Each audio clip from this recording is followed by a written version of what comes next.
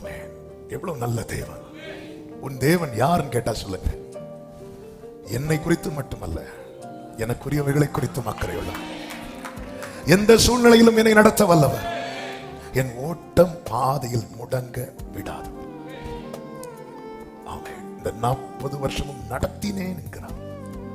32வது அதிகாரத்தில் எடுக்க வேண்டாம் சொல்லுகிறார். கர்த்தர் ஒருவரே அவனை வழி நடத்தினார். என்ன?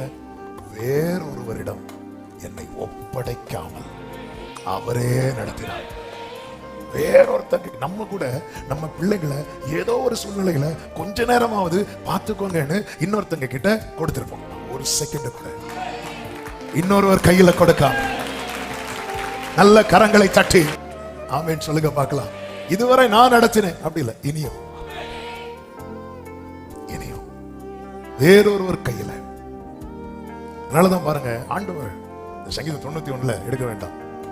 உன் வழியில் எல்லாம் உன்னை காக்கும்படி உனக்காக தம்முடைய தூதர்களுக்கு கட்டளையிடுவார். அவர்கள் என்ன செய்வாங்க? உன் பாதம் கல்லில் இடராதபடிக்கு. அப்படி கீழே படிச்சுட்டே வந்தீங்கன்னா ஆபத்தில் ஆபத்தில் ஆபத்தில் பாதுகாக்க தூதர்களை செட் பண்ணி இருக்கிறேன். ஆனா என் பிள்ளைக்கு ஒரு பிரச்சனை வந்துட்டேனா நானே அவனோடு காடானாலும் மேடானாலும் கடந்து சென்றிடுவோம்.